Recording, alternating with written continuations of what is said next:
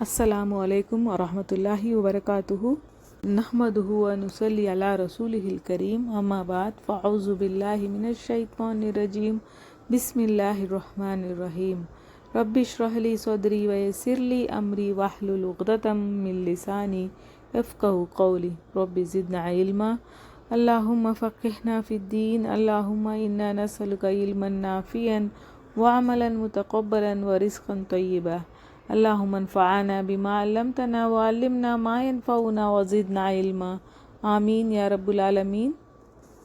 سورۃ نور، سورۃ انفال سے لے کے اب تک جتنے بھی صورتیں ہم نے دیکھا سب مکی صورتیں ہیں۔ یہ صورت مدنی ہے۔ مکی صورت میں ہم دیکھتے ہیں زیادہ توحید پر بات ہوتی ہے، رسالت پر اور ایمان بالآخرت پر ہوتی ہے۔ تو جب ہم دیکھتے ہیں توحید کی باتیں، رسالت کی باتیں، آخرت کی باتیں، تو ایک جوش ہوتا ہے، ہمارا ایمان بڑھتا ہے، دل چاہتا ہے کہ ہم اللہ کے بن کے رہیں، کیونکہ یہ روح کو سکون دیتا ہے۔ آخرت کی باتوں سے ہم عمل اچھے کر لیتے ہیں تو ایمان بڑھتا ہے ہمارا۔ تو جب اس طرح سے انسان کی ایک کیریکٹر بلڈنگ ہو رہی تھی تب یہ صورت اتری تھی۔ ہم جب دیکھتے ہیں اللہ کی کچھ ایسے احکامات آتے ہیں، ہمیں پتہ چلتا ہے تو ہم ان کو اوور لک کر جاتے ہیں۔ تو سورۃ نور بھی ایسی ہی ایک صورت ہے۔ تو ہم دعا کرتے ہیں اللہ تعالی ہمارے اندر، ہمارے زندگیوں میں نور بڑھا دے اور اس صورت کو ہم سمجھیں اور عمل بھی کریں، کیونکہ آج اگر کسی صورت پہ اعتراض ہے، کوئی اللہ کے احکامات پہ کسی کو اعتراض ہے تو وہ بس سورۃ نور ہے۔ تو لوگوں کو سورۃ نور کی باتیں سمجھ میں نہیں آتی، کسی کو کوئی کہتے ہیں کہ یہ کیا باتیں ہیں، یہ کیا ہے۔ تو ایسے اعتراضوں سے اللہ تعالی ہمیں بچا کے رکھے۔ نبی صلی اللہ علیہ وسلم نور کے لیے دعا کرتے تھے، نماز کے لیے جاتے تھے تو راستے میں دعا کرتے تھے، اللہم جعل فی قلبی نورا، اے میرے رب میرے دل میں نور دے دے، وفی بصری نورا، میری نگاہوں میں نور بھر دے۔ مطلب میرا دل تیرے حکموں میں راضی ہو جائے، جس سے تو نے روکا اس پہ میرا دل نہ جائے، اسی طرح میری نگاہیں پاک رہیں، جس سے تو نے منع کیا وہ نہ دیکھے۔ وفی سمعی نورا، کان میرے نورانی ہو، جس کو تو سننا چاہے میرے کان بھی وہی سنے۔ وعن یمینی نورا، میری آنکھیں نورانی ہوں، میری آنکھیں حرام نہ دیکھے، پاک رہیں۔ وفوقی نورا، میرے اوپر جو بھی ہیں، میرے ماں باپ، میرے جو بھی میرے باس ہے، میرے ہسبینڈ ہے، جو بھی میرے بڑے ہیں، سب نورانی ہوں، سب تیری آگے جھکنے والے ہوں، گناہوں سے بچنے والے ہوں۔ وتحتی نوراً، اور میرے ڈیپینڈنٹ، میرے بچے نورانی ہوں، ایمان والے ہوں، تیرے آگے جھکنے والے ہوں، گناہوں سے بچنے والے ہوں۔ اس میں بچے آ گئے، دوست آ گئے، جو بھی ہمارے ساتھ ہیں سب۔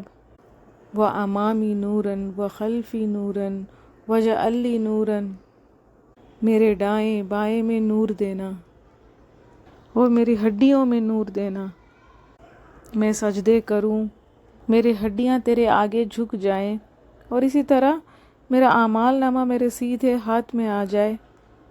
وَزِدْنِي نُورًا، اور زیادہ دینا نور۔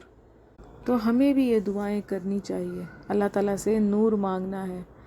عمر رضی اللہ عنہ نے پیغام بھیجا تھا کہ اپنے عورتوں کو سورہ نور پڑھایا کرو۔ مکہ میں نبی صلی اللہ علیہ وسلم کے 13 سال، پھر مدینہ میں آ کے 6 سال، پورے 19 سال گزر چکے تھے۔ قرآن دھیرے دھیرے نازل ہو رہا تھا اور قرآن کا سلسلہ سٹارٹ ہو کے 19 سال ہو چکے تھے۔ سورۃ الاحزاب 5 ہجری میں نازل ہوا تھا، جہاں ماحول مدینہ کا ایسا تھا کہ نبی صلی اللہ علیہ وسلم کے کردار پر انگلیاں اٹھ رہی تھیں۔ مکہ میں تو سارے نبی صلی اللہ علیہ وسلم کے اپنے تھے، رشتہ دار تھے۔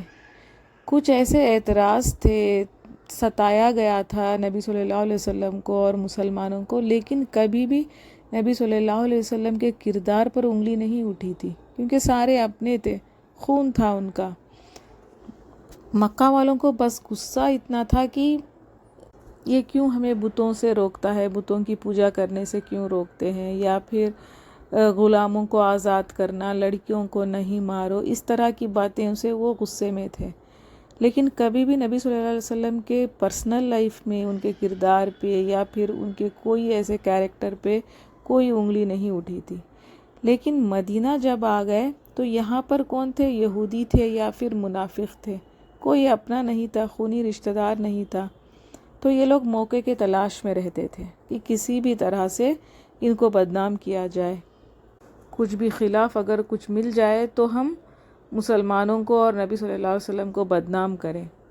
تو 5 ہجری جب سٹارٹ ہوا تھا تو نبی صلی اللہ علیہ وسلم کی پھپھیری ذات بہن جو تھی زینب، ان کا نکاح منہ بولے بیٹے زید بن حارث سے کیا تھا نبی صلی اللہ علیہ وسلم نے، لیکن زید ایک غلام تھے اور زینب جو تھیں وہ ایک اعلیٰ درجے کی ایک خاندانی عورت تھیں، تو ان کو زید سے شادی پسند نہیں تھی۔ لیکن نبی صلی اللہ علیہ وسلم کے سمجھانے پر انہوں نے ان سے شادی کی تھی، لیکن یہ نکاح زیادہ نہیں رک پایا تو دونوں میں طلاق ہو گئی تھی، زید بن حارث اور زینب کے بیچ۔ تو 5 ہجری میں کیا ہوا؟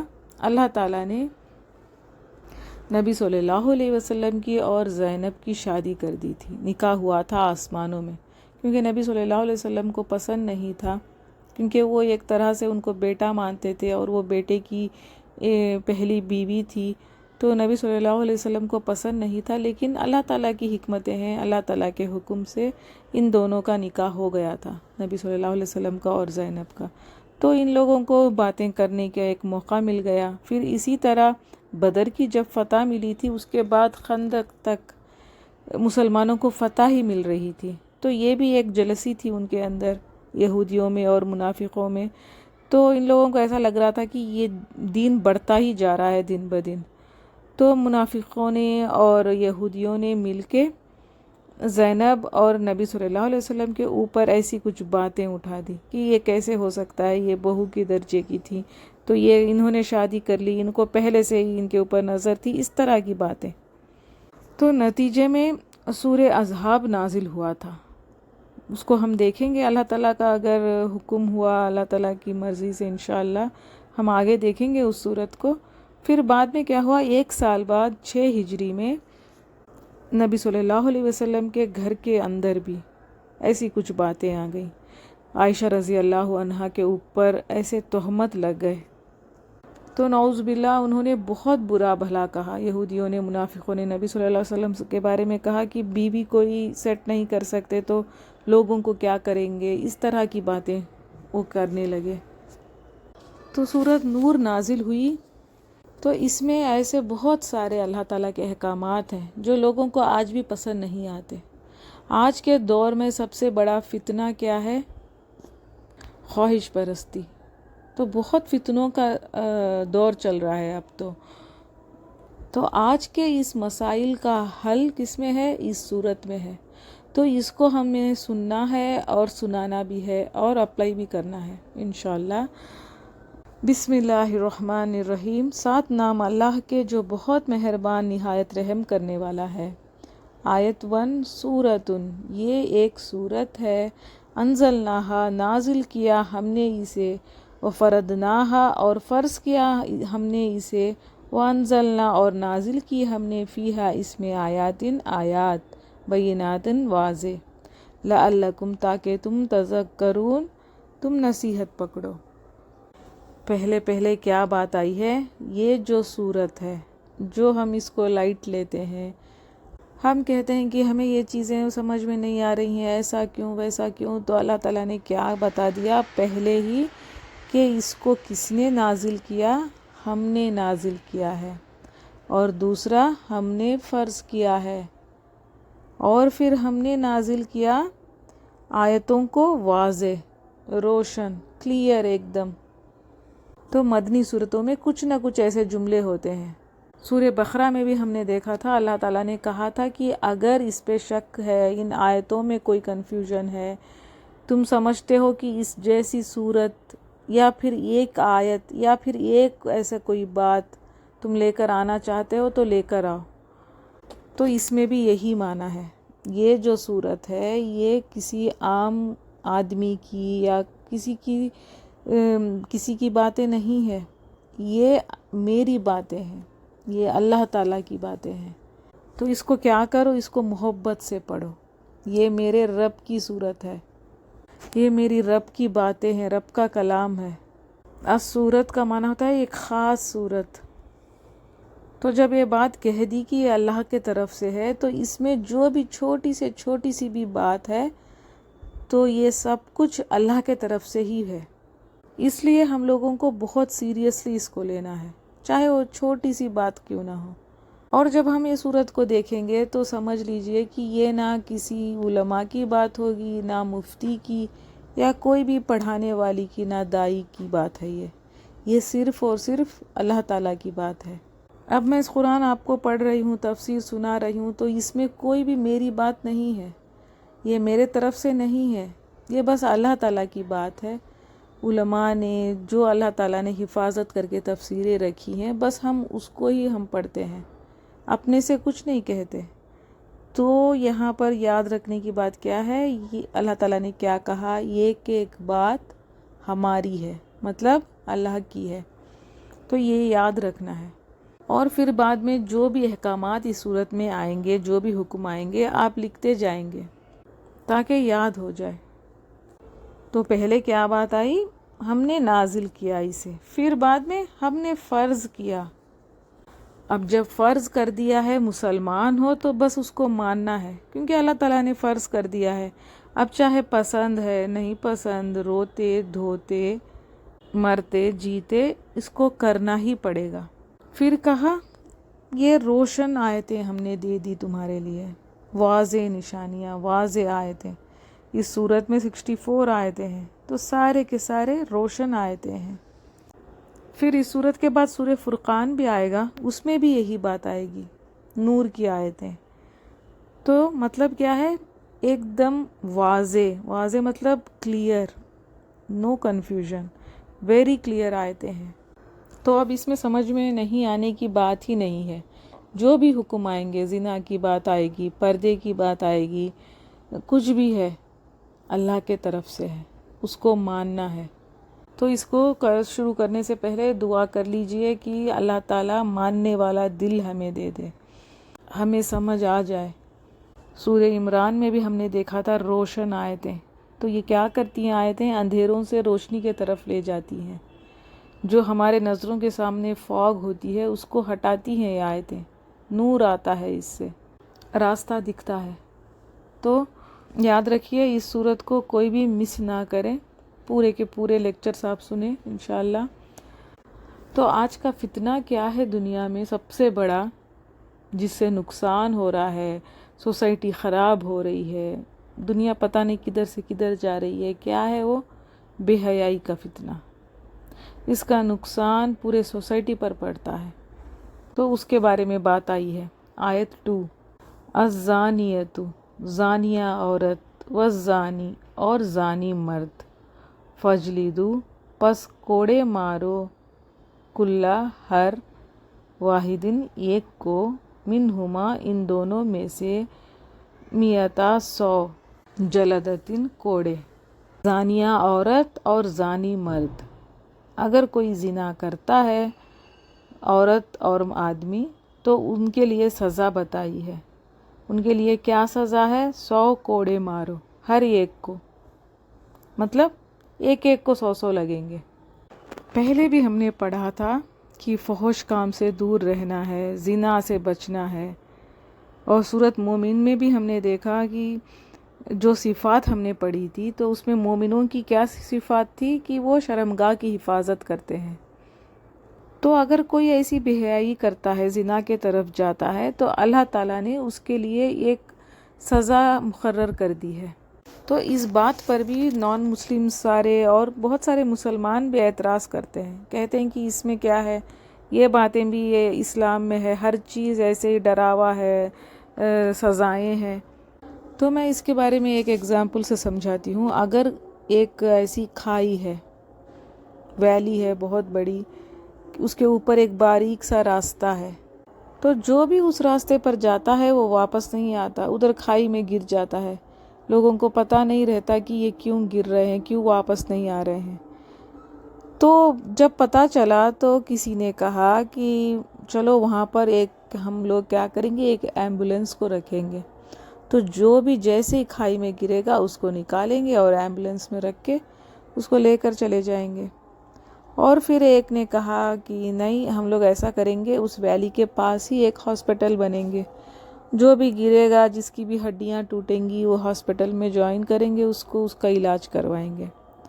اور پھر تیسرے نے کہا کہ نہیں، ہم لوگ ایسا کریں گے کہ ہم سب کو اس کا اویئرنیس لائیں گے کہ وہاں پہ ایک باریک سا راستہ ہے، وہاں پر اگر جائیں گے تو اس طرح سے خطرہ ہے، پیر پھسل سکتا ہے، یا پھر لائٹ، کچھ ایسے لائٹ لگائیں گے ادھر راستے میں، یا پھر اس کے لیے کوئی ایسے باؤنڈریز بنائیں گے۔ اس طرح سے اگر کوئی کہتا ہے تو پھر ہم کیا کریں گے، کس کے مشورے کو ہم لیں گے؟ جو تیسرے نے کہا وہی صحیح ہے۔ اس نے کہا کہ لوگوں کو ہم بتائیں گے تو وہ کیئرفل ہو جائیں گے، کیئرفلی وہ گزر جائیں گے ادھر سے، تو یہی ٹھیک ہے۔ تو اسلام بھی اسی طرح ہے، اسلام پریونٹ سکھاتا ہے۔ اللہ تعالیٰ نے کہا زنا کے قریب نہیں جاؤ، کیونکہ اس سے سوسائٹی خراب ہوتی ہے، بہت ساری خرابیاں ہیں اس کے پیچھے۔ اسلام میں بہت زیادہ ہیومن رائٹس پہ بات ہوئی ہے، جو بیسک 5 ہیومن رائٹس ہیں۔ پہلے کا کیا ہے، فریڈم آف سپیچ ہے، تو اس سے کیا ہوا، جس کا جتنا منہ آیا، جس نے جو چاہا وہ بول دیا، تو بدتمیزی بڑھ گئی۔ لیکن انہی میں ہیومن رائٹس میں ہی اسلام میں بہت ساری ایسی چیزیں آئیں جس سے لوگوں کو فائدہ ہوا، جیسا کہ اللہ تعالیٰ نے اسلام میں جان کی حفاظت رکھی، اسی لیے قصاص رکھا ہے، اسی لیے یہ سزا رکھی ہے تاکہ لوگ ڈر کے دوسروں کو نہ مارے۔ عمر رضی اللہ عنہ کے دور میں ایسا تھا کہ ہیومن رائٹس بھی ہوتے تھے اور اینیمل رائٹس کی بھی بات ہوتی تھی، یہاں تک کہ ایک آدمی اگر اپنے گھر کا دیوار بھی اٹھانا چاہتا تھا تو وہ پڑوس سے پوچھتا تھا، پہلے پڑوس کی پرمیشن لے کے وہ دیوار اٹھاتا تھا۔ اس طرح سے ماحول بنا تھا۔ جب صحیح سے ہم اسلام کو فالو کریں گے تو سوسائٹی ٹھیک رہے گی۔ سزائیں بھی اسی لیے دی ہے اللہ تعالیٰ نے، کسی گناہ پہ حد لگائی ہے، یہ کس لیے ہے، تاکہ اس گناہ کو روکا جائے، آگے نہ بڑھے۔ اسی طرح شراب کو بھی حرام کیا، کیوں؟ کیونکہ برین ٹھیک سے کام کرے، کوئی ایسے فساد نہ ہو، کوئی ایسی غلطیاں نہ ہو۔ آج کیا ہے، شراب پی کر کیا کرتا ہے انسان، حیوان بن جاتا ہے، اس کو ماں، بہن، بیٹی کچھ نظر نہیں آتی، کتنی برائیاں ہیں۔ اسی طرح لوگوں کی عزت بھی ضروری ہے، اسی لیے زنا کو حرام کیا اللہ نے۔ جو بھی نسل پیدا ہوگی اللہ تعالیٰ چاہتا ہے کہ اس کو عزت ملے، ماں، باپ، دادا، دادی، ہر رشتہ ملے اس کو۔ تو زنا کیا ہے، شادی کے بغیر اگر کوئی ایسا کام ہوتا ہے جو شادی کے بعد ہونا ہے تو پھر وہ غلط ہے۔ شادی سے پہلے اگر ہو جائے، چاہے وہ آپ جو بھی نام دیں اس کو، وہ اسلام میں زنا ہی کہلائے گا۔ اور یہ صرف اسلام میں ہی نہیں، جیوس میں، بائبل میں بھی یہ ہے، اس کے بارے میں صاف لکھا ہے، زنا حرام ہے۔ عیسیٰ علیہ السلام کا قول ہے، اگر لشٹ کی نظروں سے کسی کو دیکھتا ہے تو اس کی آنکھیں زنا کرتی ہیں۔ اور بائبل میں کمینی عورت کہا ہے زنا کرنے والی کو۔ ایون ہر ہندوس میں بھی ہر جگہ یہ حرام ہی ہے۔ تو زنا کبیرہ گناہ ہے، زنا شرک ایک ساتھ آتا ہے۔ شرک اللہ سے بے وفائی ہے، اور زنا کیا ہے، اپنے پارٹنر سے خیانت کرنا ہے، نسب بگڑ جاتی ہے اس سے۔ تو اس خوبصورت صورتوں کو عام نہ کرنے کا انجام ہے جو آج یہ بے حیائی، یہ فتنہ بڑھ گیا ہے دنیا میں۔ گھر خراب ہوتے ہیں اس سے، فطرت خراب ہوتی ہے انسان کی، شادی شدہ زندگی خراب ہوتی ہے، معاشرہ خراب ہوتا ہے، ہر چیز پہ اس کا اثر ہوتا ہے، اور بیماریاں بھی۔ تو اس سے بچانے کے لیے ہی اللہ تعالیٰ نے اسلام میں نکاح آسان کیا ہے، جلدی عمر میں نکاح کرو، اور پھر طلاق کی بھی رخصت رکھی، اگر پسند نہیں آ رہا ہے تو طلاق دو۔ اچھا، تو اب کیا حکم دیکھا ہم نے، جو بھی آدمی ہو یا عورت ہے زنا کیا ہے اس کو 100 کوڑے پڑیں گے. اور یہ کس کے لیے ہے؟ جو شادی شدہ نہیں ہے ان کے لیے ہے. اور یہاں پر زانی عورت کی بات پہلے آئی ہے، پھر بعد میں مرد کی بات آئی ہے. ایسا کیوں آیا؟ سورہ نساء میں ہم نے دیکھا تھا پہلے چور کی بات آئی تھی، بعد پھر چور عورتوں کی بات آئی تھی. یہاں پر عورت کی بات کیوں پہلے آئی؟ کیونکہ عورت میں حیا، حفاظت کی فطرت ڈالی ہوئی ہے. اگر کوئی جان بچاتے ہوئے، عزت بچاتے ہوئے مر جاتی ہے تو وہ شہید ہے. لیکن جب ایک عورت الاؤ کرتی ہے تبھی یہ معاشرہ بگڑتا ہے. تو اس لیے پہلے عورت کی بات آئی. سورہ نساء میں چور کی بات کیوں آئی؟ کیونکہ مرد کے ذمہ داری ہے کمانا، تو وہ کمانا چھوڑ کے جب چوری کرتا ہے تو پھر وہ بڑا جرم ہے.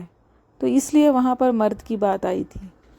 100 گھوڑے کنوارے لڑکے لڑکیوں کے لیے ہے، شادی شدہ مرد اور عورت کے لیے نہیں ہے.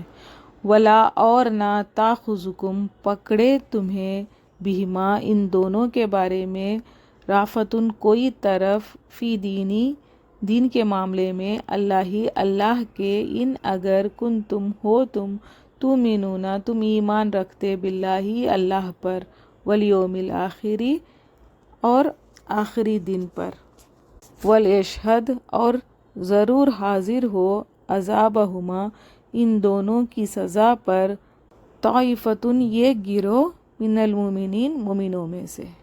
اور یہ سزا کب ہوگی؟ دین کی جو شرائط ہے اس کے برابر اگر کوئی پکڑا جاتا ہے تب یہ سزا دینا ہے. مطلب دین کے معاملے میں دین کا کیا ہے؟ اس میں 4 لوگ اپنے آنکھوں سے دیکھیں گے، وہ عمل کرتے ہوئے اگر دیکھیں گے، گواہی دیں گے تب یہ کیا جائے گا. یہ حدیں تب ہوں گی جہاں ایمان والے ہوں، آخرت پر جس کا ایمان ہو وہاں پر حق مقرر کر دی جائے گی. غیر شادی شدہ ہیں تو 100 کوڑے لگیں گے، اور 1 سال جلا وطن ہے، مطلب اس ایریا کو چھوڑ کے چلے جانا پڑے گا. اگر شادی شدہ ہے تو پھر کیا ہے؟ رجم کیا جائے گا. شادی شدہ لوگ جب زنا کرتے ہیں تو اس کا جو رجم کا سزا ہے وہ ابھی قرآن میں تو موجود نہیں ہے، لیکن پہلے تھی یہ آیت. عمر رضی اللہ عنہ سے بھی قول ہے کہ ہم نے یہ آیت پڑھی تھی، یاد بھی رکھا تھا اور عمل بھی کیا تھا، لیکن اب وہ اٹھا لی گئی ہے. لیکن اس کا حکم ایسا ہی ہے جو ہمیں حدیث سے ثابت ہوتا ہے. اور پھر کیا ہے اس آیت میں؟ یہاں پر عذاب کہا ہے. جو بھی سزائیں ہیں 100 کوڑے جو لگیں گے یہ عذاب ہے، دنیا میں بھی اور آخرت میں بھی ہے اس کا. تو طائفتن بھی آیا ہے، مطلب یہ گروہ جو مومن ہوگا ان کے سامنے یہ سزا دی جائے گی. طائفتن کہتے ہیں 2 سے زیادہ ہوں، اس گروپ کو کہتے ہیں.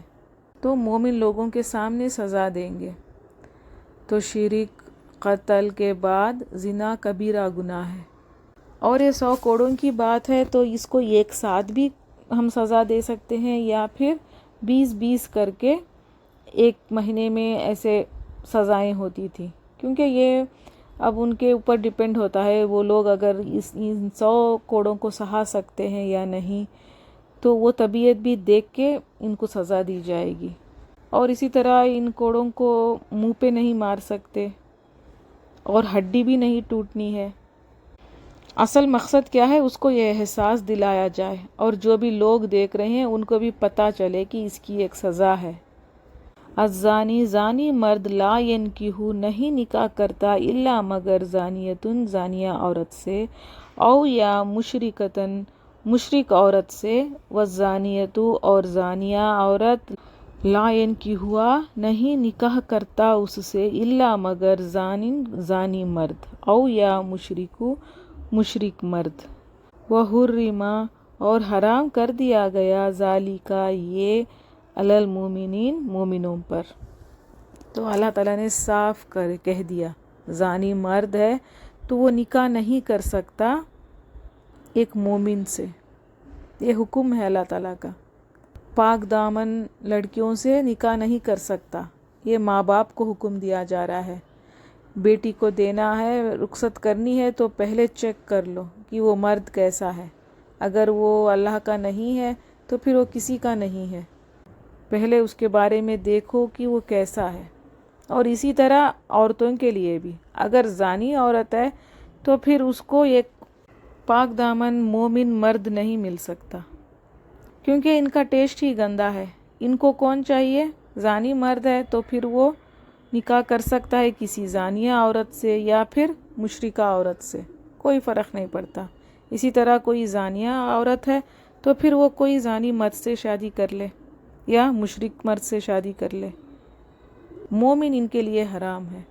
اب وہ لوگ اللہ سے نہیں ڈرتے تو پھر ان کے لیے ان جیسے ہی لوگوں کو رکھ لو، ان جیسے عورتوں کو، ان جیسے مرد کو سے ہی نکاح کر لو یا پھر مشرک سے کر لو، کیونکہ ایسے لوگوں کا کیریکٹر ہی خراب ہوتا ہے۔ اگر کوئی اچھی عورت اس کی زندگی میں آتی بھی ہے، ماں باپ کی مرضی سے بھی آئے گی، تو پھر اس کو خوش نہیں رکھے گا۔ اگر کوئی لڑکا لڑکی کو پسند کرتا ہے تو کرنا کیا ہے؟ پہلے اس لڑکی کو دیکھو، اس کے دین کو دیکھو، تربیت کرو، اس کی اصلاح کرو، پھر نکاح کرو۔ اسی لیے پہلے سے ہی بچوں کو دین کے طرف رکھنا ہے، شیطان سے بچا کے رکھنا ہے، تزکیہ کرتے رہنا ہے بچوں کو، اس کتاب کی طرف رکھنا ہے، تبھی بچیں گے۔ کیونکہ زنا کی حالت میں اگر کوئی مرتا ہے تو پھر اسی حالت میں وہ اٹھایا جائے گا، یہ بہت بڑا کبیرہ گناہ ہے۔ آیت 4، والذین، اور وہ لوگ جو یرمون تہمت لگائیں گے، المحصناتی، پاک دامن عورتوں پر، ثم پھر لم نہ یاتو، وہ لائیں، باربعۃ، 4 شہداء گواہ، فجلدونہم، تو کوڑے مارو انہیں، 80، 80 جلدتاً کوڑے، ولا، اور نہ تقبلو، تم قبول کرو، لہم، ان کی، شہادتہ، گواہی کو، ابداً، کبھی بھی، واولئک، تو یہی لوگ ہیں، ہم الفاسقون، وہ جو فاسق ہیں۔ خود تو زنا نہیں کیا لیکن دوسروں کے اوپر تہمت لگا دی، کرتے ہوئے دیکھ لیا۔ یرملون کا مطلب ہے پتھر مارنا، جو رمی کرتے ہیں ویسے۔ تو یہاں پر کیا مطلب ہے؟ تہمت لگانا۔ تہمت بھی کیسا ہے؟ کسی پر پتھر مارے جیسا ہے۔ تو پاک دامن عورت پر اگر کوئی تہمت لگاتا ہے تو اس کی سزا کیا ہے؟ 80 کوڑے مارے جائیں گے۔ محصنات کا یہاں پر مطلب ہے پاک دامن عورت یا پھر شادی شدہ عورت۔ تو ان عورتوں کے اوپر اگر کوئی کہہ دے کہ انہوں نے زنا کیا ہے تو پھر ان کے لیے ان کو کہا جائے گا کہ 4 گواہ لے کر آؤ۔ اگر وہ 4 گواہ نہیں لے کر آ سکتے تو پھر ان کو 80 کوڑے مارے جائیں گے۔ اور پھر دوسرا حکم کیا دیا اللہ تعالیٰ نے؟ کبھی بھی ان کی گواہی قبول نہیں کرو۔ مطلب اگر کسی کی شادی میں یا پھر کوئی لین دین کی گواہی لینی ہے تو ان کی گواہی نہیں لی جائے گی، تو یہی لوگ فاسق ہیں۔ تو حد قذف کہتے ہیں اس کو، جھوٹے۔ تو زنا کا الزام لگائیں، 4 گواہ ثابت نہ کرے تو ان کے لیے 80 کوڑے ہیں۔ اگر کام کر لیا، گندا کام ہے، زنا کر لیا، تو پھر اس کے لیے کیا تھا؟ 100 کوڑے تھے، اور پھر ان کے لیے 80 کوڑے۔ تو دیکھ لیجئے شرم اور زبان کے بیچ میں صرف 20 کوڑوں کا ہی فرق رکھا اللہ تعالیٰ نے۔ تو اسی لیے زبان سوچ کے استعمال کرو، اس سے ہمیں پتہ چلتا ہے۔ آج کے دور میں یہ اسکینڈلز بہت عام سی بات ہے، کسی پر بھی کچھ بھی کہہ دیتے ہیں، سوشل میڈیا پہ ایسے اسکینڈلز آ جاتے ہیں۔ تو ہم لوگوں کو سوچ سمجھ کے بات کرنا ہے، اس میں بھی اللہ تعالیٰ کی حکمت ہے تاکہ برائی نہ پھیلے۔ اللہ نہیں چاہتا کہ برائی عام ہو سوسائٹی میں، تو اللہ تعالیٰ نے کہا اگر گواہ نہیں لا سکتے تو تم مجرم ہو، سزا کاٹو۔ اور پھر کیا کرو؟ اللہ، سوائے الذین، ان کے جنہوں نے، تابو، توبہ کی، تو توبہ کر لو، من بعد، بعد، ذالک، اس کے، واصلحوا، اور انہوں نے اصلاح کر لی، فإن، تو بے شک اللہ غفور، بہت بخشنے والا، رحیم، نہایت رحم کرنے والا ہے۔ تو اگر کسی نے توبہ کر لی، اپنی غلطی مان لی اور اصلاح بھی کر لیا، وعدہ بھی کر لیا کہ پھر ایسا کام نہیں کریں گے، تو پھر اللہ تعالیٰ بہت بخشنے والا، رحم کرنے والا ہے۔ والذین اور وہ لوگ جو یرمونا تہمت لگاتے ہیں ازواجہم اپنی بیویوں پر ولم اور نہیں یکن ہے لہم ان کے لیے شہداء کوئی گواہ الا مگر انفسہم وہ خود ہی فشہادت تو گواہی ہوگی احدہم ان سے ایک کی اربع 4 شہاداتن گواہیاں باللہ ساتھ اللہ کی قسم کے انہو بے شک وہ لمن الصادقین البتہ سچوں میں سے ہیں۔ اب کیا ہے، کسی کی برائی دیکھی چپ رہ گئے کیونکہ گواہی نہیں تھی تو چپ ہو گئے۔ اب کیا ہے، اب کوئی آدمی ہے اس کی بیوی کو بدکاری کرتے ہوئے اس نے دیکھ لیا اور گواہ بھی نہیں ہے اس کے کوئی، تو ایسے حالت میں کیا کرے؟ تو اس آیت کے بارے میں شان نزول ہے، ہلال بن امیہ ایک صحابی تھے، آپ لوگوں کو یاد ہوگا یا نہیں، سورۃ توبہ میں ہم نے ان کا نام پڑھا تھا۔ سورۃ توبہ میں جس کی توبہ 3 لوگوں کی اللہ تعالیٰ نے قبول کرنے میں دیر کر دی تھی، ان میں سے ایک صحابی تھے یہ۔ تو انہوں نے ایک بار نبی صلی اللہ علیہ وسلم کے پاس آئے اور کہا کہ میری بیوی نے زنا کیا ہے، میں کیا کروں؟ تو نبی صلی اللہ علیہ وسلم نے کہا گواہ لاؤ۔ تو انہوں نے کہا یا رسول اللہ اب اس وقت میں کیسے گواہ لا سکتا ہوں؟ تو پھر نبی صلی اللہ علیہ وسلم نے کہا تو پھر 80 کوڑے کھانے کے لیے تیار ہو جاؤ، کیونکہ یہی حکم ہے۔ نبی صلی اللہ علیہ وسلم بس اللہ کے حکم مانتے تھے۔ انہوں نے اپنی بات رکھ دی سامنے تو ان کو غصہ آیا، انہوں نے کہا میں تو جھوٹا نہیں ہوں، مجھے پتا ہے میں سچا ہوں، اللہ تعالیٰ میرے لیے میری بے گناہی ثابت کرے گا۔ تو پھر یہ آیت نازل ہوئی تھی، لیان کا قانون نازل ہوا۔ یہ کیا ہے؟ جب شوہر دیکھتا ہے کہ اس کی بیوی نے کچھ ایسا غلط کام کیا ہے تو عدالت میں جا کے 5 بار قسم کھائے گا۔ پہلے شوہر جائے گا، وہ جا کر 4 بار کہے گا کہ میں سچا ہوں اور اللہ کی قسم کھا کے کہے گا، اور پھر 5ویں بار کہے گا کہ اگر میں جھوٹا ہوں تو اللہ تعالیٰ کی لعنت مجھ پہ ہو۔ پھر بعد میں بیوی جائے گی اور 4 بار کہے گی کہ میرا شوہر جھوٹا ہے اور میں سچی ہوں، اور پھر 5ویں بار کہے گی کہ اگر میں جھوٹی ہوں تو اللہ تعالیٰ کی لعنت مجھ پہ ہوگی۔ تو سمجھ آ گئی؟ اس طرح سے لیان ہوگا، مطلب وہ اللہ کی گواہی میں اپنے آپ کو رکھیں گے۔ پھر بعد میں کیا ہوگا؟ بعد میں دونوں کی طلاق ہو جائے گی، لعنت ڈال کے ایک دوسرے سے الگ ہو جائیں گے، پھر کبھی ان کا نکاح نہیں ہو سکتا۔ تو اللہ تعالیٰ نے اس طرح سے حد لگائی ہے۔ حد لگانے کا کیا مطلب ہے؟ اللہ تعالیٰ ایک حکم رکھ دیتا ہے ایک ایک جرم کے لیے، تو یہ اللہ تعالیٰ کی رحمت ہے، اس سے جرم ختم ہو جاتے ہیں۔ تو اللہ تعالیٰ نے ایک راستہ نکالا کہ دونوں الگ ہو جائیں، اللہ تعالیٰ کو گواہ بنا کے کہتے ہیں کہ ہم سچے ہیں۔ والخامسۃ اور 5ویں بار انا کے بے شک لعنتا لعنت ہو اللہ کی علیہ اس پر ان اگر کانا ہے وہ من الکاذبین جھوٹوں میں سے۔ تو یہی بات ہے، میں نے پہلے ہی بتا دیا۔ 5ویں بار کیا ہوگا؟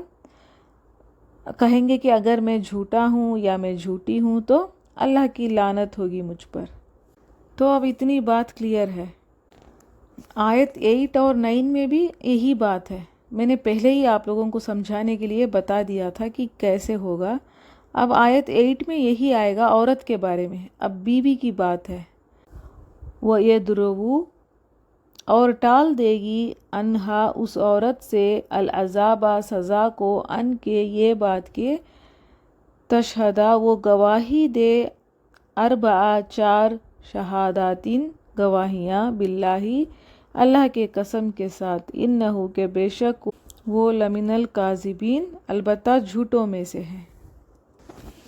اب عورت جو عذاب ٹال سکتی ہے وہ کیا کہے گی؟ 4 بار گواہی دے گی میرا شوہر جھوٹا ہے اور میں سچی ہوں۔ آیت 9 والخامسۃ اور 5ویں بار انا کے بے شک غضبا غضب ہو اللہ کا علیہا اس عورت پر، ان اگر کانا ہے وہ مرد من الصادقین سچوں میں سے ہے۔ اور 5ویں بار کہے گی کہ اگر میرا شوہر جو مرد اس کا سچا ہے، میں جھوٹی ہوں، تو اللہ تعالیٰ کی لعنت مجھ پہ ہوگی۔ اور اس کے بعد وہ لوگ الگ ہو جائیں گے، اب ان کا نکاح نہیں ہو سکتا۔ آیت 10 ولولا اور اگر نہ ہوتا فضل اللہ کا علیکم تم پر ورحمتہ اور رحمت اس کی، وان اللہ تو بے شک اللہ تواب بہت توبہ قبول کرنے والا ہے، حکیم بہت حکمت والا ہے۔ تو اللہ تعالیٰ قبول کرنے والا ہے۔ اگر اللہ تعالیٰ قبول نہیں کرتا، یہ رحم تم پر نہیں ہوتا، تو پھر کیا ہوتا؟ بہت مشکل میں پڑ جاتا انسان اور غلط کام کرتا۔ تو کیا سبق ہے اس میں؟ اللہ تعالیٰ نے ہمیں پیدا کیا ہے تو اس کو پتہ ہے ہمارے لیے کیا چیز ٹھیک ہے، اس کی حکمتیں ہیں۔ زنا ایک سخت عمل ہے، برا عمل ہے، تو اس کی سزا بھی سخت ہے، اور توبہ کی بھی گنجائش ہے۔ کوئی سچے دل سے توبہ کر لے گا، اصلاح کر لے گا، پھر اللہ تعالیٰ ہے جو توبہ قبول کرنے والا۔ بخاری کی حدیث ہے، 2 عرافی ایک بار نبی صلی اللہ علیہ وسلم کے پاس آئے۔ ایک نے کہا، یا رسول اللہ صلی اللہ علیہ وسلم، میرا بیٹا اس کے گھر میں ملازم تھا، اس کی بیوی سے میرے بیٹے نے زنا کر بیٹھا ہے، میں نے فدیے میں اس کو میری بکریاں اور ایک لونڈی دی ہے۔ پھر مجھے پتہ چلا ہماری شریعت میں کیونکہ میرا بیٹا شادی شدہ نہیں ہے تو اس کے لیے سزا ہے 100 کوڑوں کی اور 1 سال جلا وطن کی۔ تو کیا یہ صحیح ہے؟ تو نبی صلی اللہ علیہ وسلم نے فرمایا، سنو، تمہاری بکریاں اور لونڈیاں تمہیں واپس دلا دی جائے گی، اور تمہارے بیٹے کو 100 کوڑے لگیں گے اور 1 سال جلا وطن ہوگا۔ پھر کہا، اے انیس، تم جاؤ اور اس کی بیوی کی گواہی لو۔ جو دوسرا آدمی تھا جس کی بیوی نے غلط کام کیا تھا، تو کہا کہ جاؤ دیکھو کہ کیا کہتی ہے اس کی بیوی۔ تو جب وہ گئے اور اس کی بیوی سے پوچھا تو اس نے جرم قبول کر لیا تھا، تو پھر اس کو رجم کر دیا گیا کیونکہ وہ شادی شدہ عورت تھی۔ تو قرآن میں تو شادی شدہ عورت کے لیے، مرد کے لیے رجم کرنے کی آیات تو اٹھا لی گئی ہے، لیکن پہلے تھی، بعد میں یہ نکال دی گئی ہے۔ اس طرح سے ہوا ہے، بعض آیتیں ہیں قرآن میں لیکن اس کا حکم نہیں ہے، کچھ آیتوں کو نکال دیا گیا ہے اور اس کا حکم اب بھی ہے۔ اور حدیث سے بھی ہمیں پتہ چلتا ہے، عمر رضی اللہ عنہ نے کہا تھا کہ اللہ تعالیٰ نے نبی صلی اللہ علیہ وسلم کو حق کے طور پہ ہمارے لیے بھیجا ہے اور کتاب بھی نازل کی۔ اس کتاب میں رجم کی آیتیں تھیں جسے ہم تلاوت کرتے تھے، یاد بھی کیا تھا اور عمل بھی کیا تھا۔ پھر بعد میں یہ آیتیں منسوخ کر دی گئی، لیکن حکم موجود تھا، آیتیں اٹھا لی گئی ہے۔ تو رجم کیا ہے؟ پتھر مار مار کے، جب تک جان نہ چلی جائے پتھر مار کر اس کی جان لے لیتے ہیں۔